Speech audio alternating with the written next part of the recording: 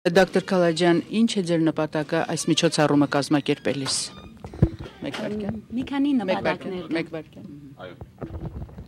Մի քանի նպատակներ կան, առաջին այն, որ գուզենք վերջին ուրեմն լուրերը ծանոթել ցեղասպանության եւ այլ չարչարանքներու աստեցությունը, ուրեմն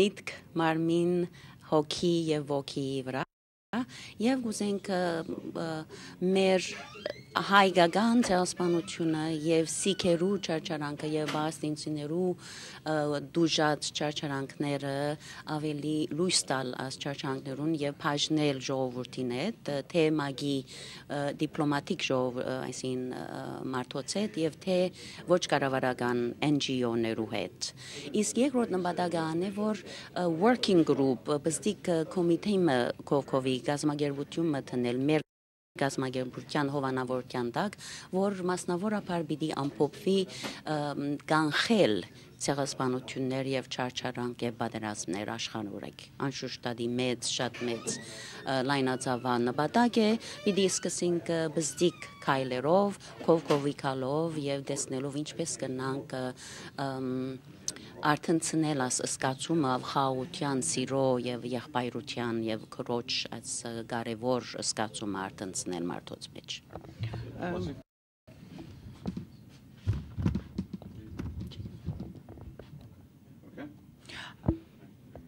Անի մինչև հիմա Դոկտոր Քալաջյան, մինչև հիմա այդ ճանապարհին ինչ հաջողություններ եք գրանցել։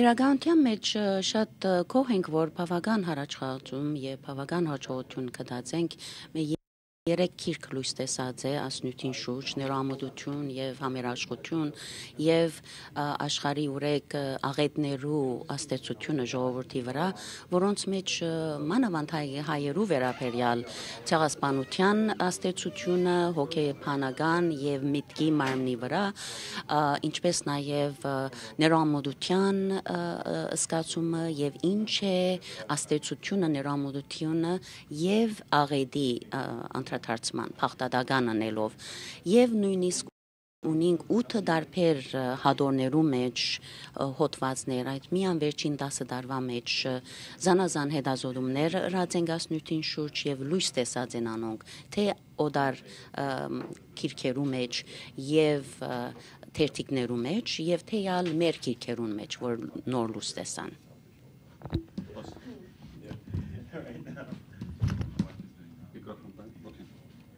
Դոկտոր Քալաջյան, ինչ կազմակերպություններ կամ ինչ անհատներ կամ ինչ միություններ են ներգրաված ձեր այս պրոջեկտի մեջ։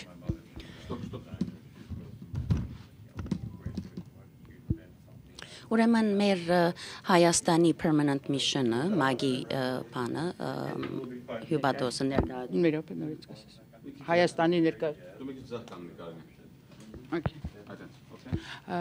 Հայաստանի Մագում Հայաստանի ներկայացությունը։ Մագում Հայաստանի ներկայացությունը մեր ուրեմն Association for Trauma Outreach and Prevention Meaningful World իմաստալից աշխարհը, որ կներառե 3-4 տարբեր գազագերբություններ եւ սիքերու գազագերբությունը Voices for Freedom ասոնք են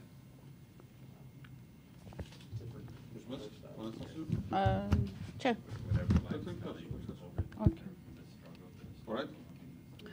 Ուրեմն ուզում ես խոսել։ Okay։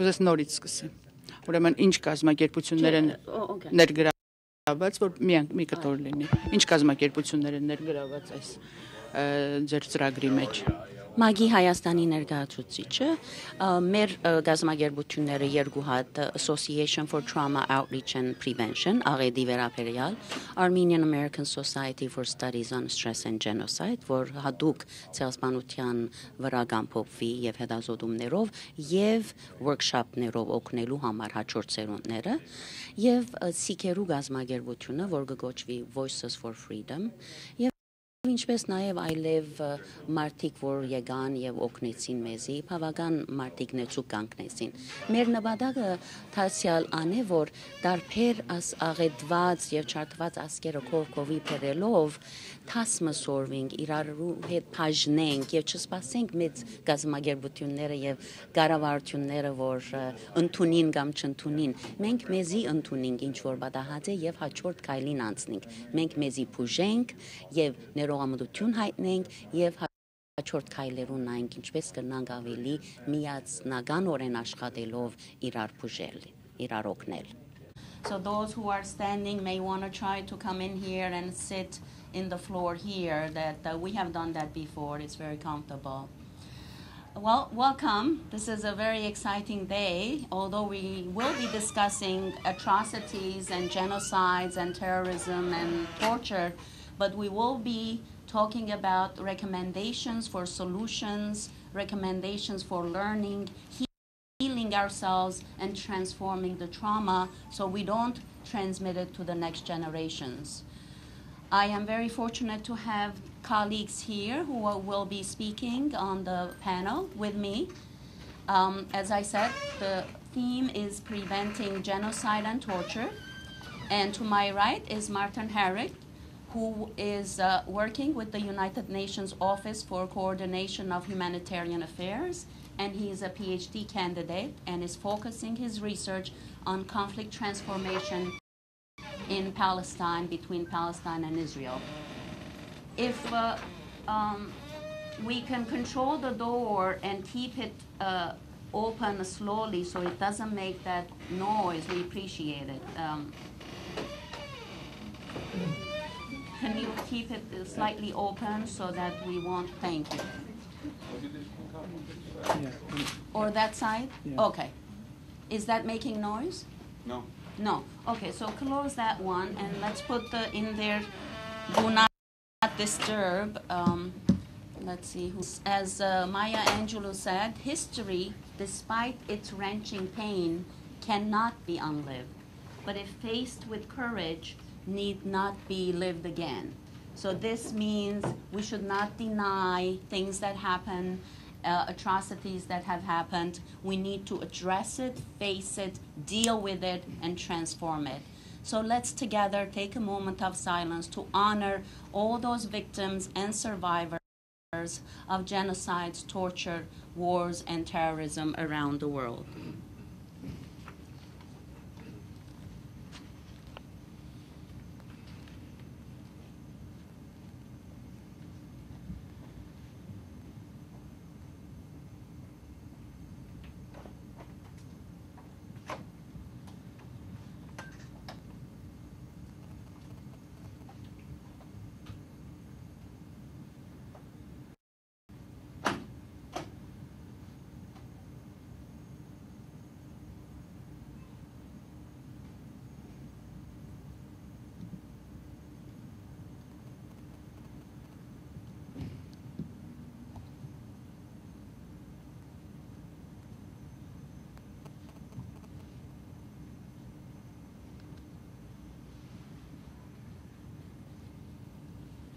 Thank you.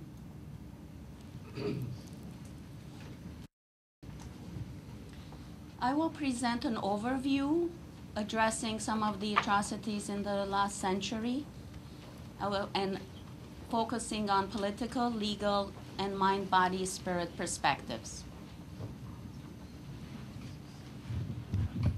I would express a special gratitude to our staff and interns from ATOP of Meaningful World, especially Garen Kuyumjian. Garen, please stand up. I'm sure you've emailed him and communicated with him. Thank you, Garen. Jennifer Demucci and Alexandra Naj are upstairs working in the other room. The permanent mission of the Republic of Armenia to the UN, Ani and Margarita and all the staff. Voices for Freedom, especially Hardial Singh, and I haven't seen him yet. And Armenian American Society for Studies on Stress and Genocide, especially Mr. Harry Millian. So what's genocide? We have the Convention on the Prevention and Punishment of Crime of Genocide in 1948, and which is defines genocide, which is the Article 2, as any of the following acts committed with intent to destroy, in whole or in part, a national, ethnic, racial, or religious group. And there are many different things that are mentioned, including killing, torture, force. Got it.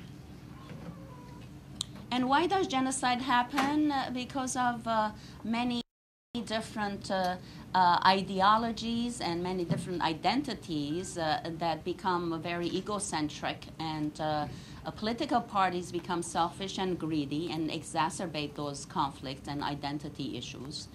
And conflicts rarely emanate from real or perceived differences, but yet it's perceived in a way that it creates anxiety and fear in people, and fear then is destructive, destroys the person that has the fear and others around them.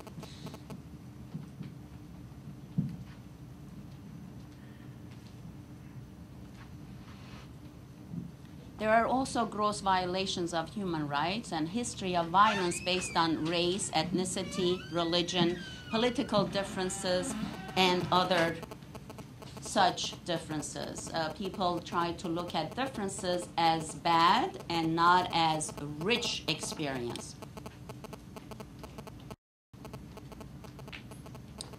So what's happening now around the world? In the past 25 years, 85 countries have conflicts. Today, over 6 armed conflicts and malignant conflicts being fought. 18 are long-term conflicts. Long-term conflicts are those that are lasting over 10 years. And in these areas, there's a decline of life expectancy, income, education, as well as health. And a lot of politicians say peace doesn't pay and war pays, and they create wars when there are economic struggles. But in fact, the research shows that the cost of war is much, much more. Conflicts cost so much more, and the annual development equals to the annual development of aid worldwide. So this is remarkable, and based on research done by Department of International Development in United Kingdom. We have a convention against torture in the UN, and Martin will talk about this, so we'll move on. And the Universal Declaration of Human Rights. Most of you will receive this later on. It looks like this a little passport. And it is, in fact, in there clearly indicated that all human beings are born free and equal in dignity and rights. So 191 countries have signed this since 1948, and we still have over 68 conflicts in the world. What do you think is going on? What's wrong in this picture? Is this just signing and putting the convention aside? Who's practicing it? And that's the difficulty that the High Commissioner for Human Rights is having, monitoring those states who say that they believe in this but are not practicing it.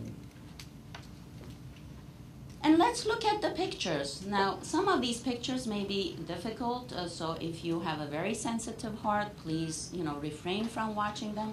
Let's start with slavery, African-American slave trade, over 650 years, and still the subsequent racism continues. So, this is a violation of Article 2 of the Declaration. Everyone is entitled to all the rights and freedoms set forth in this declaration without distinction of race. And let's look at this Ottoman Turkish genocide of Armenians in 1915, and Greeks and other Christian minorities, where over 1.5 million Armenians were killed or sent out through Arabian deserts. And this is a violation of Universal Declaration's Article 18. Everyone has the right to freedom of thought, conscience, and religion. Well, they have forced some Armenians who changed their Christianity to Islam were able to survive in this time. But others, they didn't, and they perished. What happened? Between 1 to 1.5 million Armenians were murdered or killed in starvation. About 1 million Greeks and Assyrians were also perished.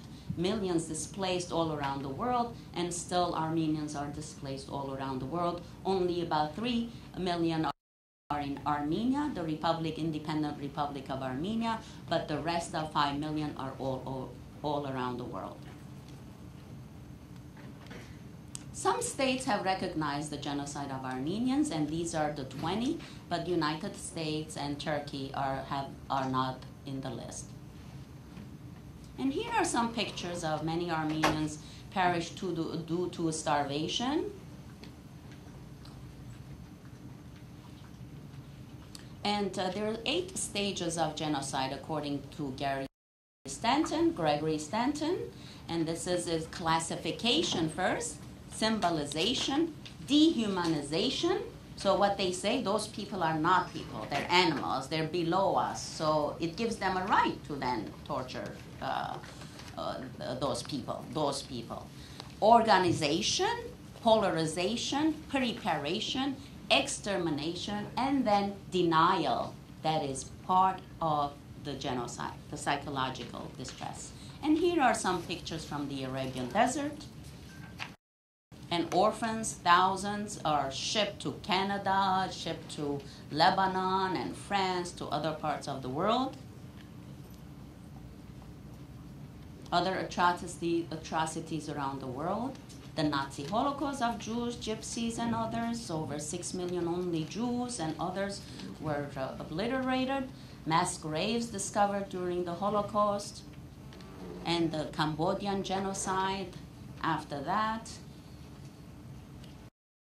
And here are some of the pictures of people. Estimated 1.2 to 1.7 million Cambodians were perished in this. And the genocide in Rwanda. Estimated 800,000 people died during the conflict in 100 days alone. And over 1 million or 2 are dispersed around the world. And just came to me yesterday from Kashmir. We're not talking about history. We're talking about current acts of terror, atrocities. This just came yesterday in the email, violence in Kashmir. And Darfur, no one talks about it. And here is a cartoon about it, Sudan genocide. Call us back when you have some Europeans. So it's just saying how some people don't pay attention to the human being. And in 95 years of genocide denial, systemic denial of the genocide of Armenians. And then my friend's assassination 3 years ago, Hrant Dink, who was Armenian journalist born in Turkey. And why? Violation of Universal Declaration, Article 19. Everyone has the right to freedom of opinion expression. The right includes freedom to hold opinions without interference and to seek, receive, and impart information. Because he had a journal, a newspaper, and he talked about forgiveness, he talked about collaborating with Turks and moving on with this dispute, he was targeted to state violence. So what we need to do is transform our emotional DNA, because these atrocities have made us all traumatized. Every one of us, I cannot say that any one of us can say that our ancestors did not go through some war or genocide or torture or atrocity. Wars, oppression, discrimination, family traumas, individual traumas. So what's the effect on the mind, body, psyche, and emotions? The post-traumatic stress disorder is the common one, but that's not the only one.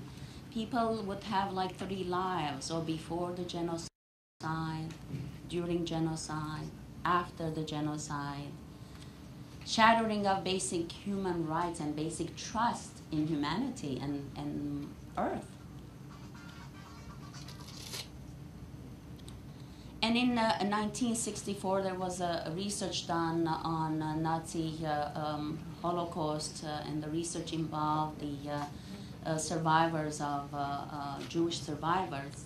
And the outcome was that the genocide,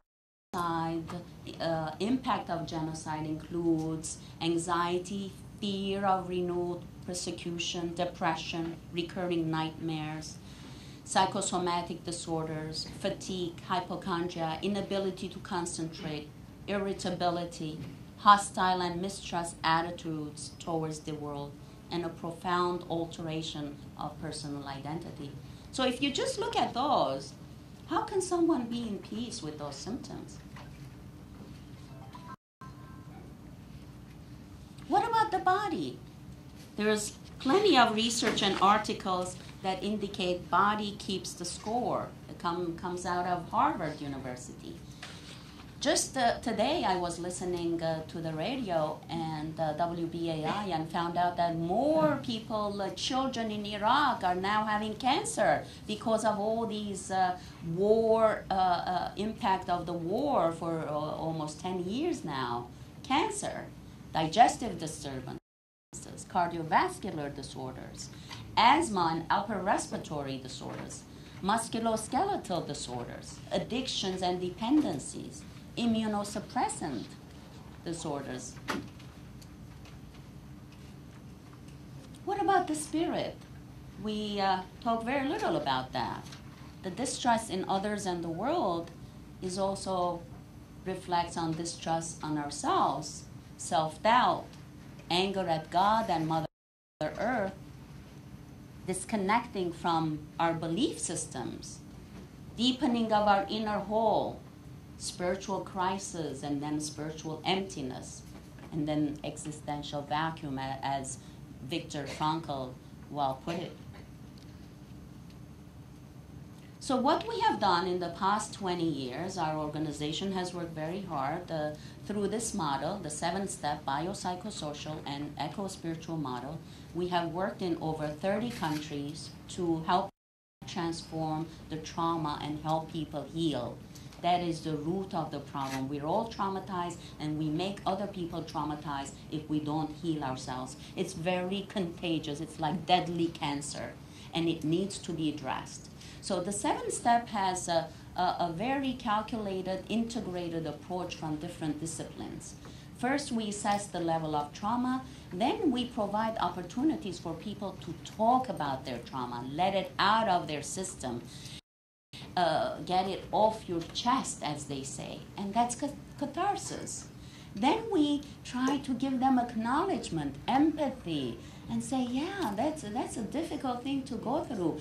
And acknowledgement and empathy is the most important thing for healing, according to Harry Stack Sullivan, who is a psychiatrist and interpersonal psychoanalyst. Then we ask them what lessons have they learned from these difficult experiences that they've had. Because if you just stay in venting phase, you're just reinforcing your victimization. And that's what we see over and over, people reinforcing their victimization and not moving above and beyond their wounds, healing their wounds and learning from it. What lessons have you learned? How has this transformed you? What meaning you have? What kind of meaning you have discovered in this atrocity? And here we start talking about forgiveness. The next step, providing didactic information. Information is knowledge, power. So we give people step-by-step techniques how to forgive, how to let go, how to learn from history and move on so we don't repeat it. And then we encourage them to connect with Mother Earth, because now we're so egocentric, we think we can control Mother Earth and try to do all these technological machines where it's frying our brain and dulling our soul and spirit. And then at the end, the 7th step, we have exercises to relax the body, because the trauma is stamped in your cells. So we need to do some work on the physical level to release that trauma, to release and open those chakras, the energy centers, so you can be in peace again. You can trust yourself and others and love unconditionally again. And we have done research on the 2nd and 3rd generation. Listen, this is really, really clear. It's being transmitted to the next generation. The Holocaust research is showing that. This is from our genocide research, from the Armenian case is showing it's transmitting to the next generation. And here we started a decade of dialogue groups with Armenians and Turks in the area, New York, New Jersey metropolitan area, at Fordham University. Now we're having a the gathering and public panel. And then now in November, we're having an Armenian Turkish art exhibit, Create BD, that will take place in November of this year at the Pratt Institute. And we have essay contests to let the young people educate themselves and come to conclusions how they're going to commit and vow for peace, and how they're going to transform history and really try to commit to peace. And we have a list of recommendations how to prevent the genocide. I will quickly go through it.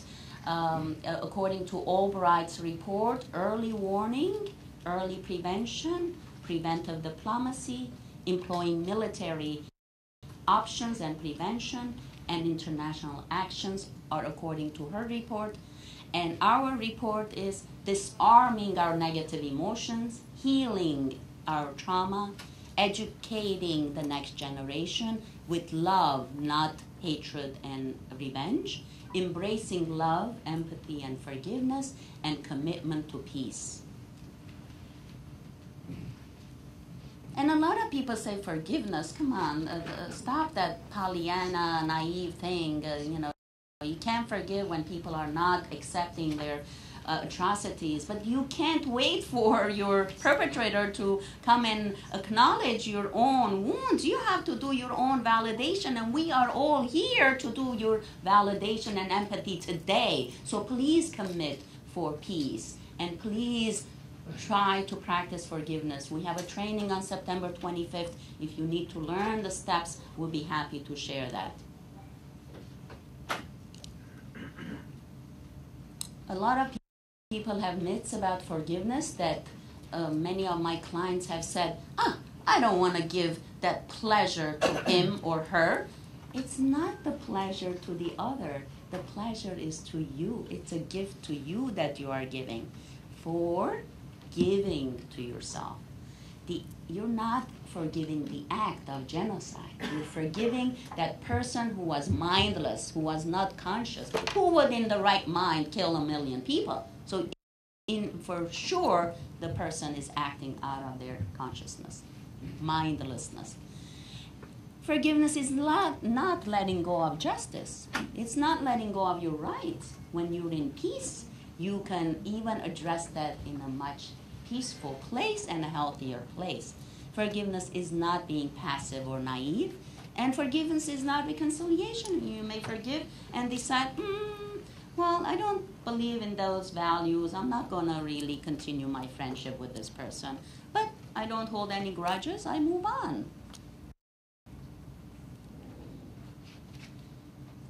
So we are forming, we have formed and forming this new group now, part of ATOP of Meaningful World. The group is committing to prevention of genocide and torture.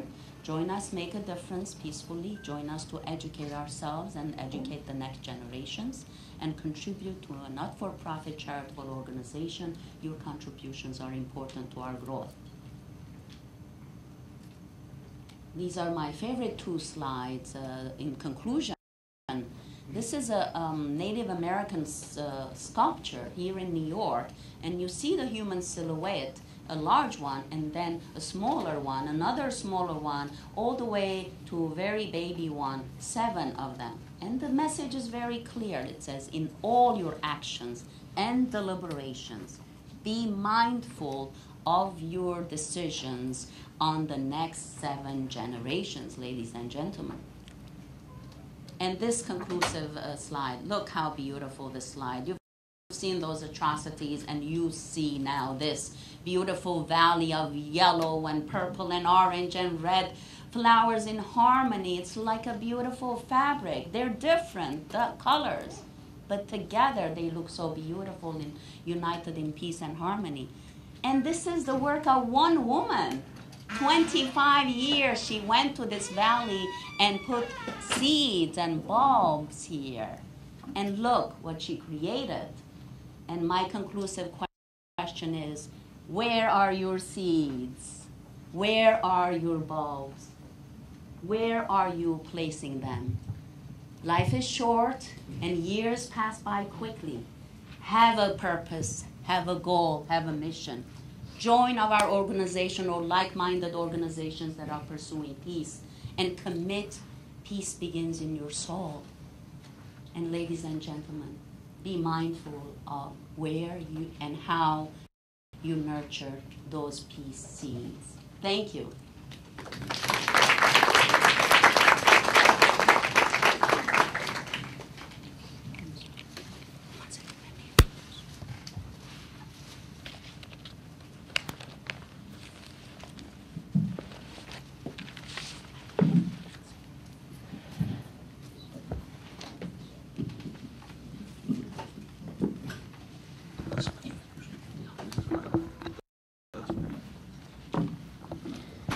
We will now hear from Hansdeep Singh, who holds his LLM in International Law and Justice from Fordham University School of Law, and Juris Doctor from California Western School of Law.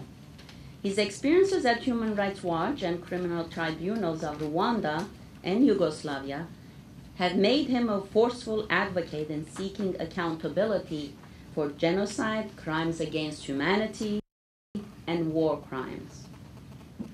Currently, he is Associate Legal Director for Voices for Freedom. He has published in domestic and foreign legal journals on the issue of human rights and international law. Hansdeep Singh will be speaking on the Sikh genocide from 1984 to 1995. Please help me welcome Hansdeep Singh.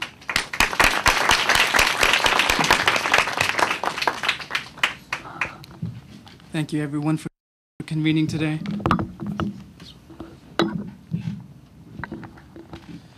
I'm a little bit old school, so I don't have a PowerPoint. And also, please forgive me, this is probably the largest audience I've ever addressed, so if I'm a little bit nervous, I hope you'll overlook that. Ladies and gentlemen, thank you for joining us today in this important discussion on preventing genocide and torture. Before I begin, I will read a short quote.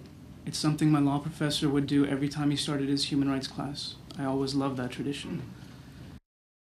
Many of you may be familiar with this quote from Milan Hubel. He was a Czech historian imprisoned by a totalitarian regime. He asserted, "The first step in liquidating a people is to erase its memory, its books, its culture, its history. Then have somebody write new books, manufacture a new culture, invent a new history. Before long, the nation will begin to forget what it is and what it was. The world around it will forget even faster."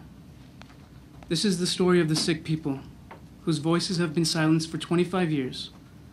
This is also the story of a democratic, secular country, India, which has continually taken steps to ensure that the term Sikh genocide does not resonate in the hearts and the minds of the international community. This becomes easier to understand when we see how the truth has been replaced by euphemisms that have permeated the consciousness of a nation. Instead of genocide, they call them anti-Sikh riots. Instead of pogroms, they call it communal violence. Instead of extrajudicial killings, they call them fake encounters. Instead of torture, they call it protecting national security. These are how legitimate claims expounded by human rights NGOs like Human Rights Watch Amnesty International, Voices for Freedom, and Insaf have all been shrouded by India's unwillingness to be held accountable for mass atrocities that number well over 150,000 from 1984 to 1995. And these are conservative numbers. From this account, one can see why even a discussion on preventing genocide and torture is problematic. When individuals, nations, and the global community have all failed to recognize genocide or torture in India, how can we even begin to devise methods against its prevention? True prevention can only come from the immediate intervention when the seeds for demonizing an entire community are first being laid. In the following discussion, I will focus on the period from 1984 to 1995, primarily to show that the Indian government acted with the intent to destroy, in whole or in part, the Sikh population as defined by the Genocide Convention of 1948. First, I will narrate a sequence of events that I want each one of you to take a second and recount the preliminary thoughts that enter your mind. A high-level political figure is assassinated. A minority group that has for years been demonized is collectively punished for the actions of few. Instantaneously, government officials distribute detailed lists that identify shops, homes, and neighborhoods where this minority group lives and works. Government officials organize mobs, supply them with weapons, and instigate them to carry out systematic brutal attacks with no fear of repercussion or opposition. The media further inflames the passions of the majority by disseminating fabricated stories. Men are viciously killed, women are brutally raped, and children are often not spared. For some of you, these events speak to the horrors of the Night of the Broken Glass in 1938. Although initially portrayed as sporadic outbursts of violence after a killing of a German diplomat by a Jewish man, this marked the beginning of a systematic plan to exterminate the Jewish population. For others, these events speak to the early days of the Rwandan genocide, where President Habyarimana, leader of the MRND party, was assassinated. Tutsi rebels were immediately held responsible, and within days, political leaders directly incited violence against the Tutsi civilian population. They organized mobs of youth gangs, called the Interahamwe, distributed weapons, and passed out lists directing mobs to Tutsi neighborhoods. Moreover, the media began inciting violence with fabricated claims that Tutsis were planning to massacre the Hutus. Yet, for me, for the Sikh community, and for those brothers and sisters of conscience, these events also narrate 1984, which was the catalyst for a reign of impunity that existed in India for over a decade. Some may find these analogies to be too extreme.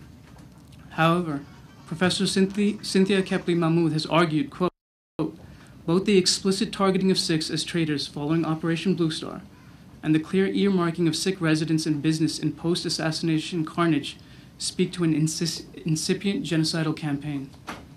To understand the events leading to 1984 and the subsequent brutal counterinsurgency campaign that followed, I will try to briefly put this period in context. Post-partition independence. After India secured its independence in 1947, promises once made to Sikhs during the struggle for independence were never fulfilled. One of the promises was that Punjab was to be a sovereign state, which would function quasi-autonomously from a larger Indian state. Unfortunately, the Sikh community never got to reap the benefits of their sacrifices. The Indian government took affirmative steps to reduce the power of Punjab by dividing it into 3 separate states, diverting its waters to non-riparian states, and by seeking to establish Hindi as a state language over Punjabi. This betrayal was keenly perceptible in the backdrop of the assurances given by both Nehru and Gandhi. Both promised that Congress shall not accept any constitution which does not meet with the satisfaction of the Sikhs. Gandhi himself asserted that Sikhs would be justified in drawing their swords if Congress would renege on these commitments. Moreover, Sikhs believed they honored their commitment to fighting for the independence, since the majority of lives lost and those executed for standing defiant against British rule came from the Sikh community. Instead of experiencing the glow of freedom, the ruling Hindu party passed a constitution that didn't even recognize Sikhs as having a distinctive faith, and hence no Sikh has ever signed or accepted the Indian constitution. Furthermore, the government used dubious means to skew the population of Punjab so Sikhs would not have a majority. They brought Hindus from adjacent states into Punjab, seeking to raise the Hindu majority over the Sikh population.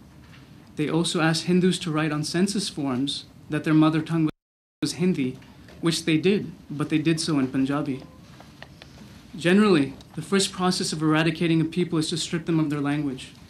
The Punjabi language and the Sikh holy scriptures are inextricably linked. Hence, any effort to remove Punjabi as the primary language was also directly aimed at the removal of a Sikh identity. Once Sikhs began to voice their discontent and organize civil disobedience protests, they became vilified as separatists by the Indian government and were arbitrarily imprisoned. This set the stage for Sant Janel Singh Bhindranwale, who was a charismatic preacher who spoke out against the government's second-class treatment of Sikhs and demanded that the government either give Sikhs equal rights or there would be no choice but for Sikhs to seek a separate homeland. Although no charges were ever formally leveled against him, he and his followers were branded as militants, separatists, terrorists, and traitors. This eventually led to the attack on Harmandir Sahib complex, also known as the Golden Temple complex, in June of 1984, which holds both the seat of political and spiritual authority for Sikhs. June 1984. In the guise of rooting out militancy, the Indian government launched a military campaign dubbed Operation Blue Star against Harmandir Sahib complex. The rationale for the attack was that Harmandir Sahib had become a base for militants. However, the government made no efforts in the previous years to secure their arrest or detention when these men were freely roaming the streets. Moreover, their attack came on the martyrdom anniversary of the fifth prophet, Guru Arjan Dev Ji, where tens of thousands of pilgrims had converged to Amritsar. Yet, knowing that they were going to launch an attack, the military allowed pilgrims to flow into the city for days. The attack occurred on June 3rd and continued till June 6th. The Christian Science Monitor reported 2 days after that event, quote, "For 5 days, Punjab has been cut off from the rest of the world. There is a 24-hour curfew. All telephone and telex lines are cut. No foreigners are permitted entry. All Indian journalists were expelled. There were no newspapers, no trains, no buses, not even a bullock cart can move. Orders to shoot on sight were widely carried out. The whole of Punjab, with its 5,000 villages and 50 major cities, was turned into a concentration camp. The rules were what the Indian Army and its political decision-makers decided," end quote. Once the temple complex was stormed, all the militants and approximately 3,000 pilgrims were killed. The most striking aspect of the government's motivations for the simultaneous attack on the 74 Gurdwaras the most striking aspect of the government's motivations was the simultaneous attack on 74 other Gurdwaras. In these attacks, there was no effort to identify militants or speak to the idea of rooting out militancy.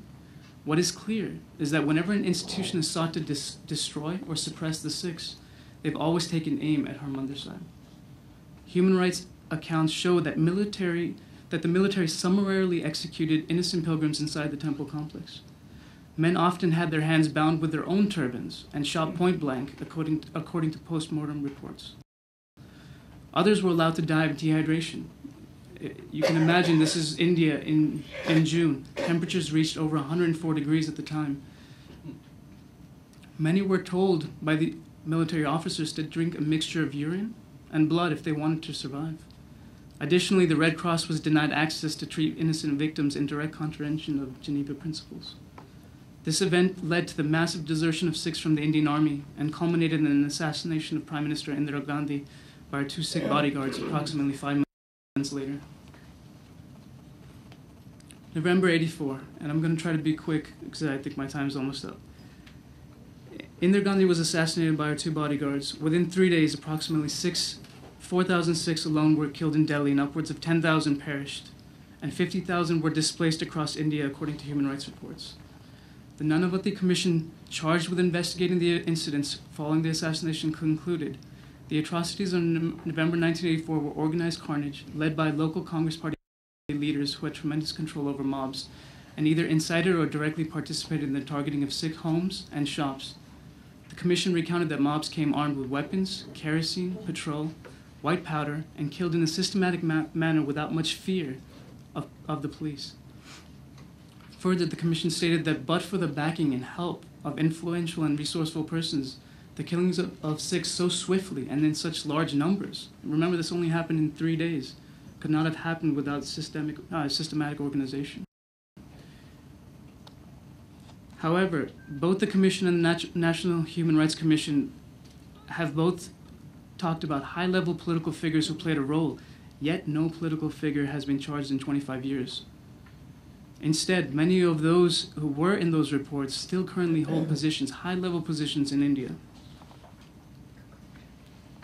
And I'm just going to conclude with prevention. What I simply seek to impart is that prevention of genocide and torture must begin with its recognition.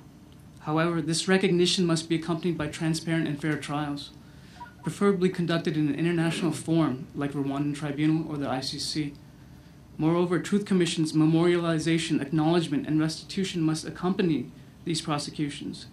Through a framework of transitional justice, groups are transformed from marginalized and discriminated entities into those that have a powerful voice in a societal discourse, and thereby preventing the repetition of mass violations. Thus, it is our responsibility to provide a safe and powerful venue for victims to speak, so that all the intricate details of atrocity can be inscribed permanently into our consciousness and provide us one day with the fortitude to act in their prevention. And if I may have another 20 seconds. To conclude, a journalist from the Indian Express noted, the Punjab crisis saw 5 prime ministers and as many internal security ministers come. Each one precisely knew what was going on. Some routinely boasted of how ruthlessly they were putting down the rebellion. Why are they hiding now? Why are they not charged with genocide? End quote. Thank you for your time.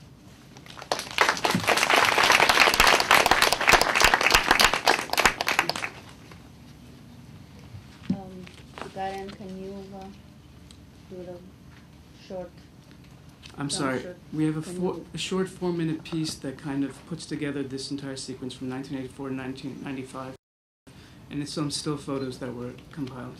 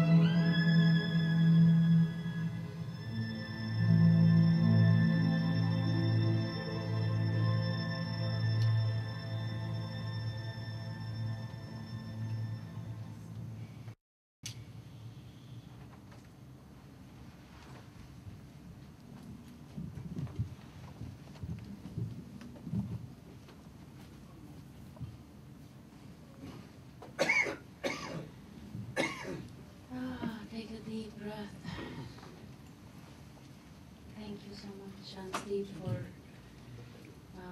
sharing some of the recent atrocities. And if you realize a lot of the pattern in terms of revising history, removing identity, language,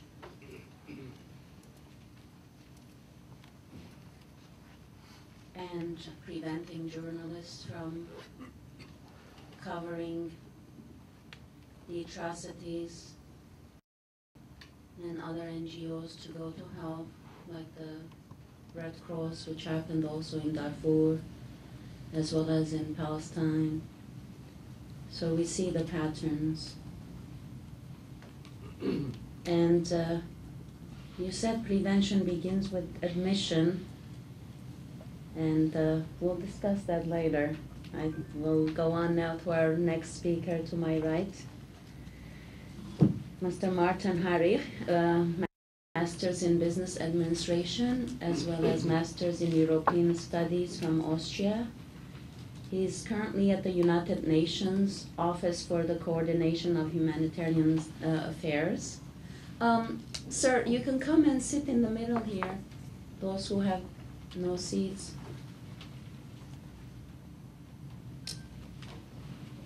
Prior to his current appointment, Martin was working with the UN in various capacities. Again, with OCHA in Geneva, he went and worked in Gaza, in Amman, Jordan, in Kosovo, in Syria, in Golan Heights, in Cyprus. So he has a lot of field first-hand experience.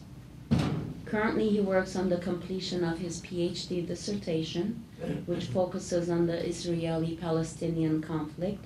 The title is Personality as Predictor for a Peaceful Solution of the Conflict.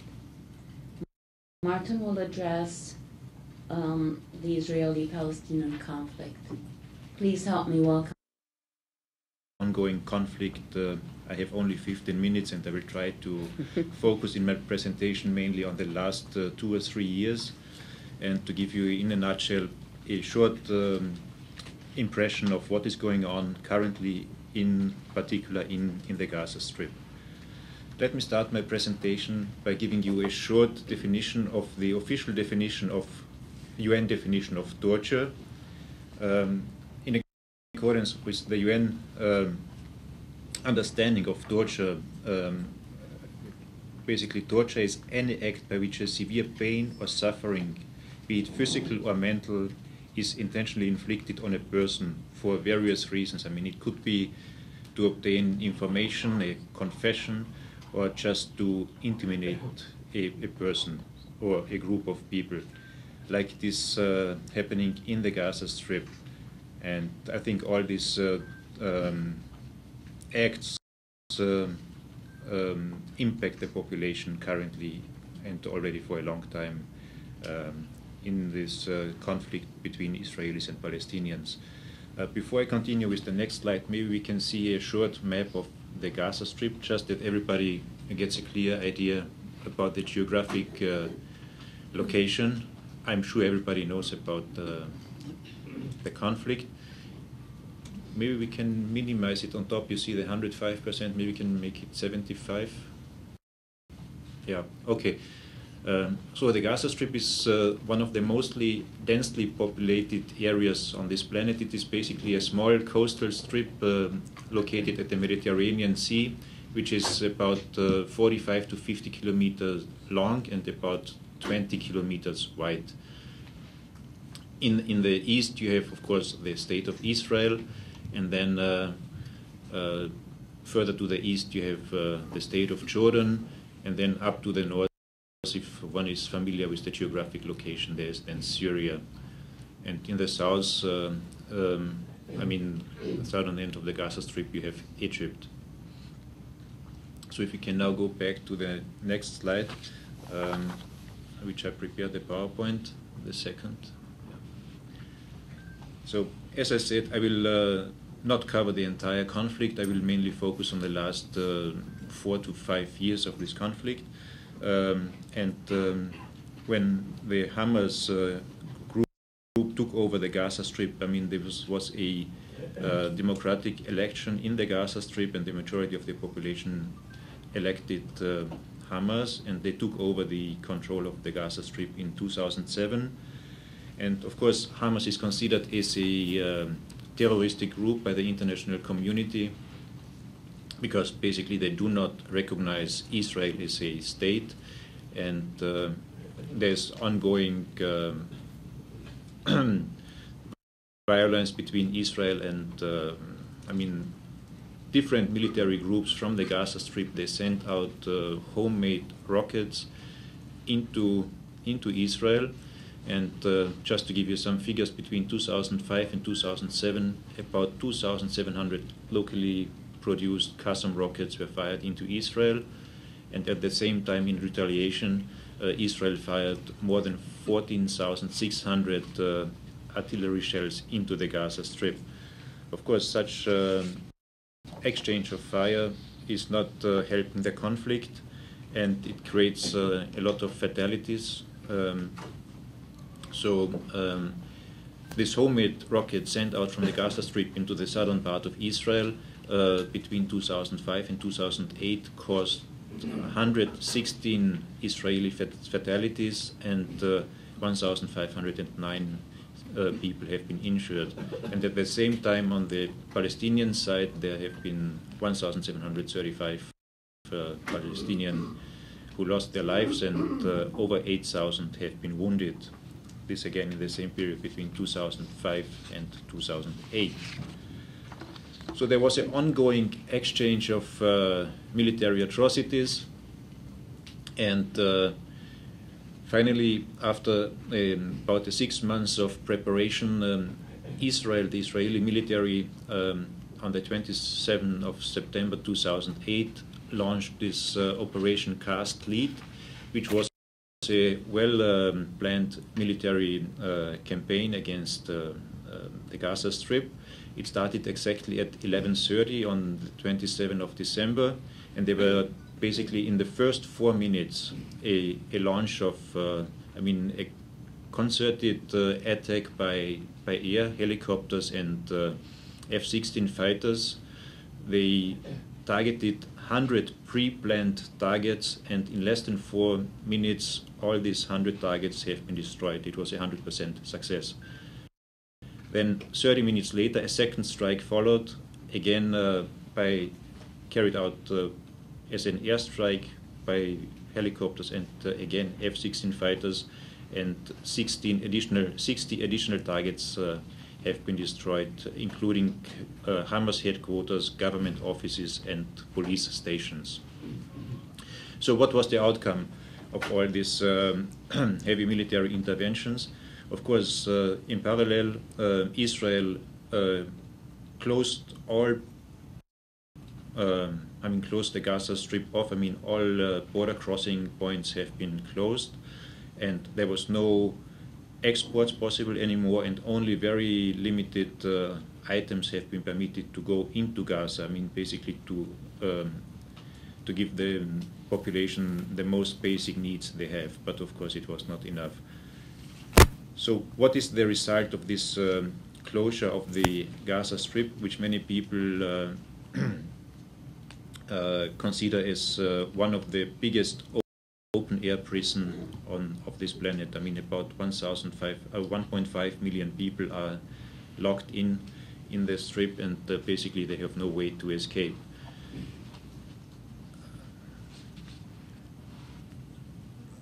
We can go to the next. So the result of the closure of the Gaza Strip, or of the blockade, has created, of course, a devastation of livelihoods. So property, houses and factories have been destroyed. Families are scattered. They live in tents or in rented apartments or with relatives all over the Gaza Strip. Vital family and social support networks are destroyed. Children are in particular severely affected by this separation from their families. They are suffering from depression and other related problems. and many families, because you will rarely find a family who has not suffered any losses in the Strip. They suffer from the situation and, of course, feel a great sense of anxiety and in particular also about the uncertainty of the future. Then the next impact of this blockade of the Gaza Strip is, of course, physical insecurity and lack of civilian protection. In just these 3 weeks of this military attack on the Gaza Strip, which happened between 2008 and 2009, there were 1,383 Palestinians killed, amongst them 333 children under the age of 18. And on the Israeli side, there were only, this is according to official Israeli sources, there were 13 Israelis, amongst them 3 civilians killed in the hostilities and 512 injuries. Then, of course, one of the vital systems in every society is a functioning health system. The health system in the Gaza Strip has been completely destroyed. Half of all health facilities are destroyed beyond use. And the current health system is unable to provide adequate response to children's health care needs. And many patients are forced to seek treatment outside of the Gaza Strip, be it in the West Bank, in Jerusalem, in Egypt, in Jordan, and also in Israel. But of course, as you can imagine, how difficult it is to get access to outside treatment if all the border crossings are closed, and who wants to go to Israel for a medical treatment in these circumstances. Also, many schools have been destroyed. UNRWA, the United Nations Relief and Works Agency, is the sole provider of schools in the Gaza Strip. 18 schools were destroyed and more than 260 completely damaged. And the lack of material for reconstruction and rehabilitation of schools, and of course, is not improving the situation in the Strip. Many students, they have now to learn in overcrowded schools and who are operating in double shifts and very often under unsafe conditions and also unsanitary conditions. Many children, because of this hard situations, they suffer from bedwetting or exhibit other psychological problems, which of course again undermine their performance at school. Then the inability to reconstruct is another impact, because Israel is not allowing any construction material into the Gaza Strip, because it could have been a dual use of the material, and basically they want to avoid that Hamas is upgrading the military capacities and again attack Israel with stronger force. So the lack of building material also resulted in the fact that many families are living in temporary shelter, either with relatives or in camps, in tents, under very difficult conditions. In particular, in summer it is very hot, and there's prefabricated bathrooms for women and men, and lack of water is also a huge problem in this regard. I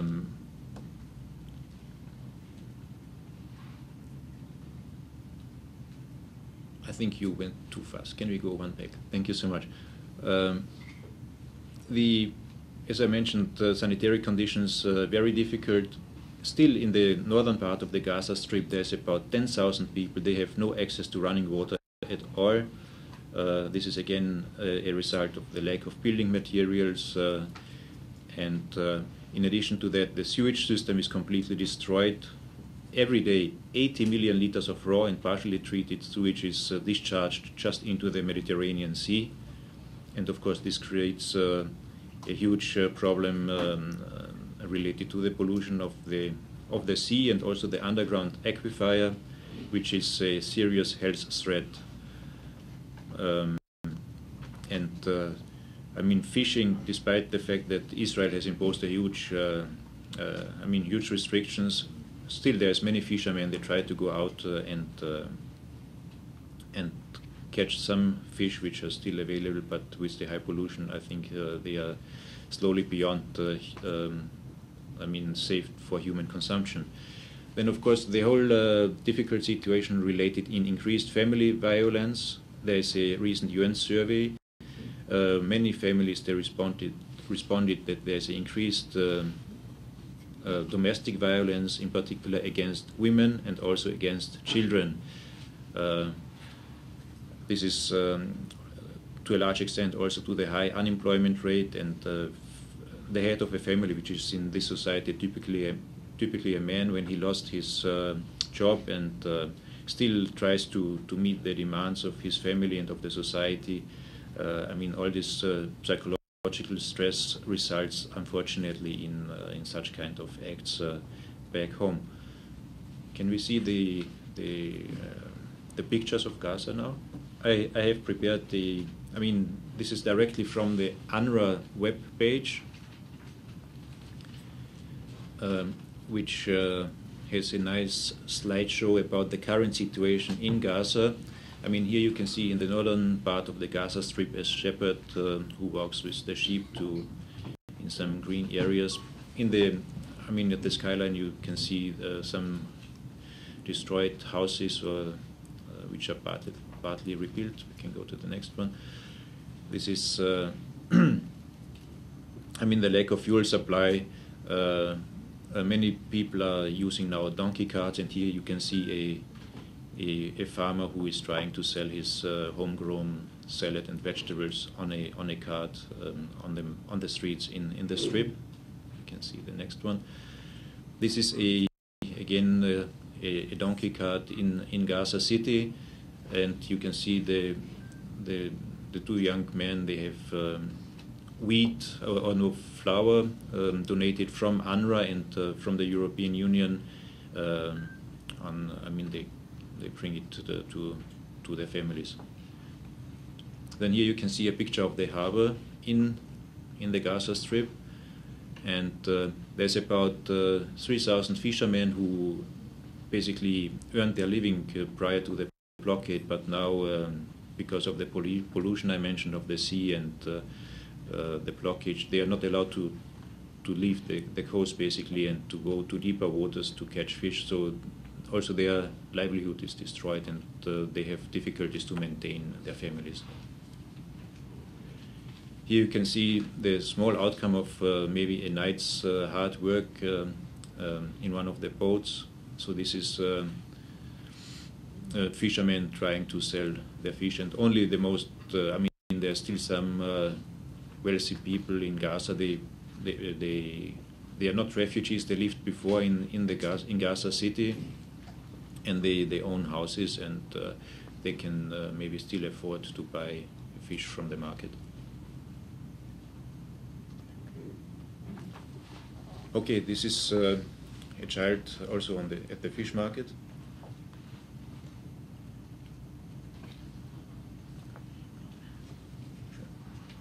Okay, here you see another picture of a man who is trying to collect some iron, because nothing is allowed into the strip to reconstruct, so they try to collect everything from the rubble. Here one of the collapsed buildings as a result of the military airstrikes. Here also young men, they try to get some steel from a collapsed building to eventually help to reconstruct their home. A man sitting in front of a tent because his house has been destroyed.